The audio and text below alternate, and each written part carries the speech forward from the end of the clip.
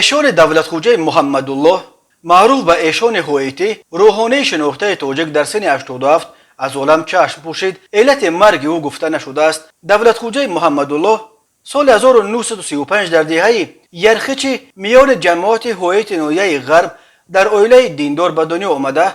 معلومات اولیه دینی را در نزد پدر خود ایشان احمدالله که از شخصیت‌های معروف روحانی دوران خود بود آموخته است. او سپس تحصیل علوم دینی را در نزد علمای شناخته چون مخدوم محمد اکرام، دامولا ولی و دامولا محمد هویتی ادامه داده است. ایشان دولت خوجه در دوران جوانی با مرحوم سید عبدالله نوری هم سبق بود و دوران طالب علمی مدت‌ها حتی در یک حجره زندگی میکردند و هم دوستی داشتند. ایشان دولت خوجه از سال 1988 به صف حزب فعلا در تاجیکستان ممنوع نهضت اسلامی که در آن دوران شوروی نیست پنهانی عمل میکرد پیوست و تا من دوباره آن در سال 2015 از جمله رهبران این تشکل سیاسی مذهبی بود. ایشان دولت خوجه از جمله سال 1992 در قطار دیگر طرفداران حزب نهضت اسلامی تاجیکستان به افغانستان هجرت کرده در آنجا مسئولیت بخش ارشاد و تبلیغ نهضت را به عهده داشت. بعد به فعالیت دوباره پرداختن حزب نهضت اسلامی تاجیکستان از سال 1999 تا 2015